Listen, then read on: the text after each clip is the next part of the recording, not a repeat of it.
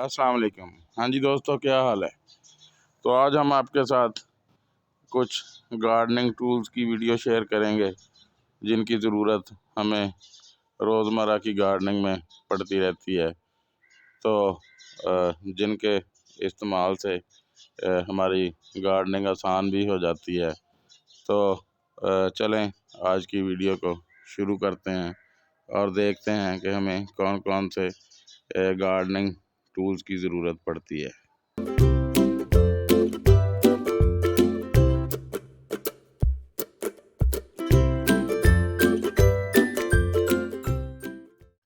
तो इसमें सबसे पहला टूल जो आमतौर पर हर गार्डनर को जो बेशक छोटी मोटी गार्डनिंग भी करता हो, कुछ गमले हों, फ्लावर्स के प्लांट हों या कुछ सब्जियों के प्लांट जैसे बैंगन वगैरह लगाए हों, तो उनकी टहनियों को वक्तन फ़क्तन काटने के लिए, जब कोई टहनी वगैरह सूख जाती है या कोई फालतू टहनी है तो उसको काटने के लिए ये एक कटर आता है। ये बुनियादी तौर पर हर गार्डनर की ज़रूरत होता है। तो ये मुख्तलिफ़ प्राइसेस में मिलता है, जो हमारे इधर पाकिस्तान में 500-600 से लेकर 1500 रुपये तक होता है। ये वाला कटर मैंने 2-3-4 महीने पहले ख़रीदा था, तो ये मुझे 1200 रुपये का मिला था। तो इसकी प्राइस मुख्तलिफ़ मुल्कों में और मुख्तलिफ़ जगहों पर मुख्तलिफ़ भी हो सकती है। हाँ, एक आपको बात बताता चलूँ कि ये जो टूल्स हैं सबसे सस्ते जो हैं, ये हमें किसी भी अच्छे हार्डवेयर स्टोर से मिल जाते हैं। वैसे ऑनलाइन भी आजकल तमाम ही ये टूल्स वगैरह मिल जाते हैं, लेकिन वो ज़रा बाज़ औक़ात महंगे पड़ जाते हैं, क्योंकि उनमें डिलीवरी चार्जेस वगैरह भी शामिल होते हैं। तो ये आपके पास एक कोई अच्छी किस्म का टूल होना चाहिए। ये इससे अगर आपने को कलमें वगैरह लगानी हैं, पौधे से काटनी है, वो आप काट सकते हैं। पौधे की हल्की फुल्की प्रूनिंग कर सकते हैं। कोई सख्त शाख भी इसके साथ काटी जा सकती है। तो अगर जब भी आप इसको इस्तेमाल करें तो कोशिश करें कि इसको किसी भी अल्कोहलिक चीज़ से इसको किसी कॉटन पे थोड़ा सा लगा के, जैसे ये मेरे पास हाइड्रोजन पेरोक्साइड पड़ी है, तो इसके साथ आप इसको डिसइंफेक्ट कर लें। स्पेशली ऐसे पौधे को की कटाई वगैरह जब आप करें जो जिसको कोई डिज़ीज़ वगैरह हो, तो लाजमी इसको इस्तेमाल करने के बाद हाइड्रोजन से, स्प्रेट से या अल्कोहल वगैरह से इसको डिसइंफेक्ट कर लें, ताकि किसी दूसरे पौधे पर वो उसके जरासीम वगैरह मुंतकिल ना हो। इसके बाद ये एक आम कैंची है।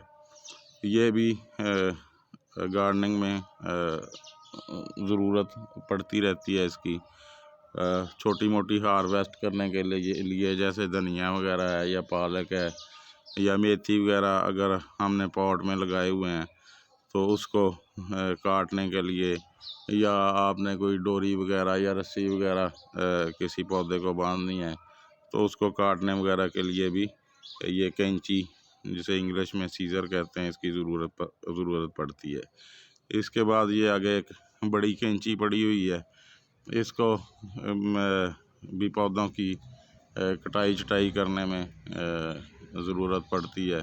अगर आपके पास कोई फाइकस वगैरह के पौधे लगे हुए हैं या कोई और भी ऐसे पौधे जिनको आपने शेप वगैरह देनी हो या कोई फालतू टहनियाँ वगैरह काटनी हो, तो उसके लिए ये बड़ी कैंची का इस्तेमाल किया जाता है। इसके अलावा ये एक छोटी आरी है जिसे इंग्लिश में सा कहते हैं, तो इसका भी बाज़ औक़ात हमें ज़रूरत पड़ती है।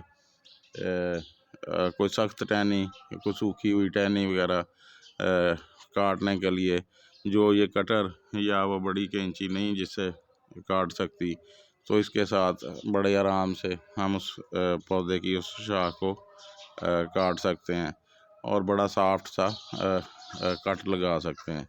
इसके अलावा ये एक बुनियादी चीज़ है, इसे खुरपा कहते हैं। ये गुडाई वगैरह के लिए, पौधों को इधर उधर ट्रांसफ़र करने के लिए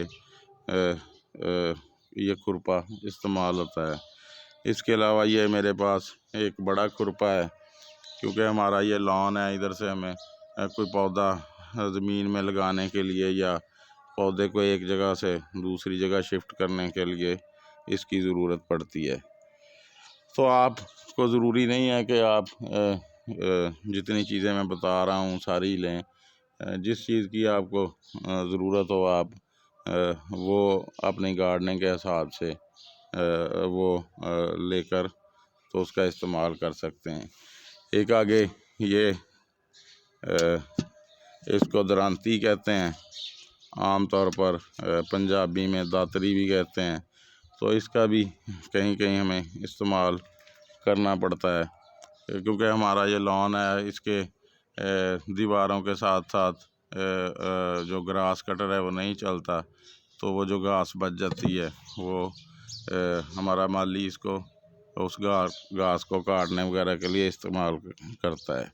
वैसे भी कई लहसुन वगैरह की गोडी करने के लिए, जैसे ये मेरा पॉट है तो ये काफ़ी घना लगा हुआ है, तो इसकी गोडी वगैरह करने के लिए भी इसका इस्तेमाल किया जाता है।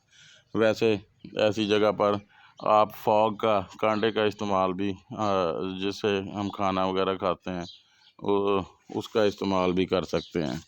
इसके अलावा एक ये छोटी स्प्रे की बोतल है, सबसे इकोनॉमिकल है ये।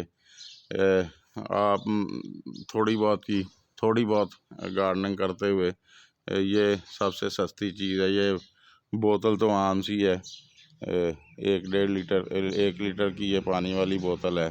अगर आपने कोई केमिकल या कोई वैसे पेस्टिसाइड जैसे नीम ऑयल वगैरह की स्प्रे बना करनी हो तो इसमें 1 लीटर में डालकर तो इससे आप पौधों को स्प्रे कर सकते हैं।